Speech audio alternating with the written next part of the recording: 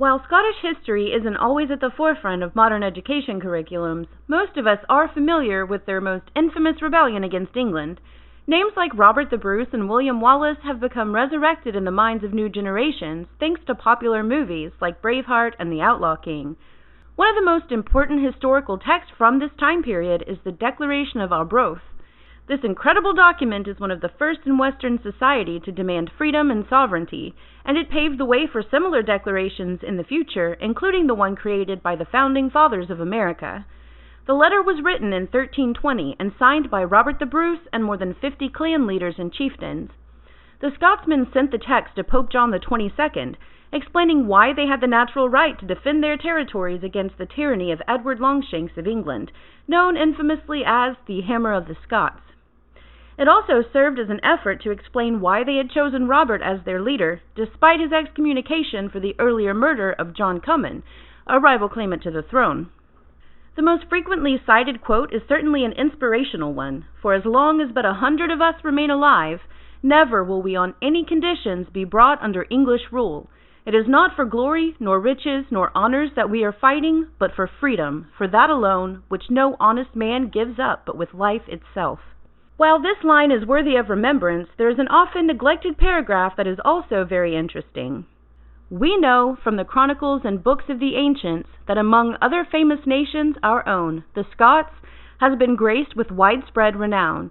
They journeyed from Greater Scythia by way of the Tyrrhenian Sea and the Pillars of Hercules, and dwelt for a long course of time in Spain. Thence they came 1,200 years after the people of Israel crossed the Red Sea to their home in the west where they still live today. Where might they have gotten such a strange idea? There aren't a lot of historical Irish sources written before the Christian era. Whether this is because existing documents were destroyed, or because the people of Ireland and Scotland preferred oral transmission over written text, is a subject for a separate discussion. Regardless, there are only a small number of documents still in existence which speak of the early history of the Gaelic peoples of Ireland, Scotland, and Wales. The earliest reference we can turn to is the Lebor Gabala Erenn, which translates to the Book of the Taking of Ireland, or the Book of Invasions. The author of the Book of Invasions is unknown. However, it was likely created in the 11th century as a compilation of previously recorded poems and tales with additional prose inserted throughout. The result is a rich, albeit disjointed, amalgam of ancient Gaelic folklore and legendary Celtic sagas with biblical elements sprinkled in for good measure. Over the centuries, the book has been steeped in controversy, as some wholeheartedly adopt the myths as historical fact, and others dismiss the work entirely as Christian propaganda. Many modern scholars, historians, and literary critics sit somewhere between the two extremes. Regardless of its origins, the book has had a profound impact on the people of Ireland and Scotland and helped to produce deeply rooted beliefs about the history and culture of the Celts and Gaels of northwestern Europe.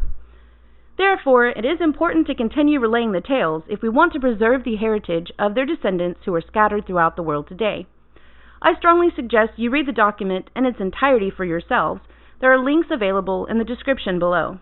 The story begins with a recount of the biblical creation story. Quickly, it revisits the birth of the light of the angels, the formation of the earth, sky, and sea, as well as the moon, sun, and stars. It tells of the fall of Adam and Eve, the death and exile of their first two sons, and the progeny of Seth, their thirdborn, leading to Noah and the story of the great flood. It then relays the division of the world amongst his three sons. To Shem was given the middle portion of Asia, which was inherited by his descendants, Arphaxad, Asher, and Perseus. To Ham was given the north of Africa and the Levant, which was inherited by his sons Cush and Canaan. And finally Japheth was given the portion of North Asia and Europe, where his sons began to populate the territories encompassing Asia Minor, Armenia, Media, and Scythia. Here the text goes into further details about the descendants of Japheth, claiming that one of his sons, Magog, is the progenitor of all the pre-Gaelic Irish settlers, the Partholonians, Numidians, Firbolg, and Tuatha De Danann. I hope to cover the interesting tales of these first Irish settlers in later videos. However, for this topic, we're going to focus on the final group to reach its shores, since this is the story which inspired the retelling of the legend in the Declaration of Arbroath. The Gaels, also known as the Milesians, were the final party to settle in Ireland and Scotland. They are said to be the primary ancestors of the Irish and Scottish people. Their particular lineage comes from another of Japheth's descendants, Gomer. According to the Book of Invasion, their eldest direct ancestor was Phineas Farside, a Scythian prince. Legend states that he was one of the chieftains present during the building of the Tower of Nimrod and had two sons, one named Nenuel, who inherited the Scythian kingdom of his father, and Nael, who was born in Mesopotamia during the confusion of languages. In time, Ninus had taken the throne of Assyria and began to subjugate nearby kingdoms. A descendant of Nael, Gaelic, had become an expert at languages and writing, so much so that the Pharaoh of Egypt invited him to marry his daughter and presented him with land near the Red Sea. The royal wife of Gaedel became known as Scota, and from them are descended the Gaelic and Scottish people. 2 generations later, when the Israelites left Egypt during the Exodus, their grandson Shrew also fled with his people. Shrew took 4 ships with 24 couples and set sail with his son Eber back to Scythia, where they fought the existing rulers for land. For several generations, control of the kingdom went back and forth between the 2 warring families until finally Shrew's descendant, Agnamain, and his son Lamphine were driven out. They sailed on the sea for 7 years, during which Agnamain met his end. By the time they reached the shores of the Caspian Sea, they held 3 ships among them, captained by Lamphine, Alot, and a druid named Cakir. When they reached the Riffian Mountains, Cakir had a premonition that a promised land would be given to the Gaedel people, but it would take 300 years for their children to reach the plentiful isle. They settled in the Macotic marshes, which some believe is a reference to the area near the Black Sea. The group remained in the area for 8 more generations. Lamphine's descendant, Brath, led his people out of the marshy territory and into the Tyrrhenian Sea, where they traveled to Crete, Sicily, Italy, and Spain. Though they were victorious in their military campaigns, the group fell ill with the plague, and most of their numbers perished soon after. Brath's son Breagan was one of the survivors, and he built a city named Brigantia, with an enormously tall tower at the edge of the Western Sea. It was from there that Breagan's son Ith finally caught a glimpse of their promised home, foreseen by Cokir the Druid so many years ago. Ith set sail to the land, peeking above the horizon with a small group of men. When he landed, he met 3 kings of the Tuatha De Danann, Makul, Makekt, and Magreen. The rulers had been fighting amongst themselves over territorial rights, and during the assembly, Ith explained how there was so much abundant land available, there was no need to quarrel over it. The 3 men's anger quickly turned towards the foreigner, as they suspected his statement was admission that he wanted their lands for himself. Ith was murdered by the kings, and his men returned to Spain to tell their brethren. Mil-Eshbane and his sons pledged to defend the honor of their fallen brother and collected an army to fight the Tuatha De themselves.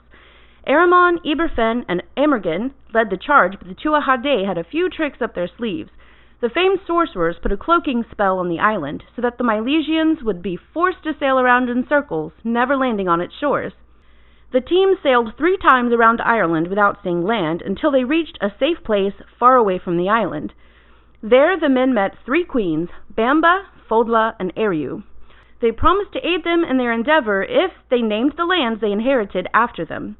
Once they agreed, the women told them how their arrival had been long prophesied and gave them their blessing. With the queen's approval, the army marched toward the hill of Tara, where the kings were waiting. They demanded to be given either war, kingship, or judgment from the rulers, to which the kings told them to sail beyond the 9 waves while they made their decision. As soon as they left, the Druids cast another spell, creating a huge storm that made sailing back to the island impossible. Amergin sang to the land, invoking the spirit of Ireland, which immediately calmed the waters. One of their ships had perished, but the others arrived on land by nightfall on the shores of West Munster. The 2 groups fought vigorously, with both sides suffering significant casualties.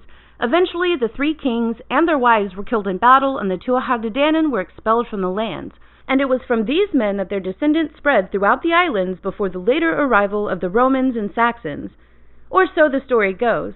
While the Book of Invasions does seem to be an interesting mixture of fact and fiction, many have begun to dismiss it as pure fantasy.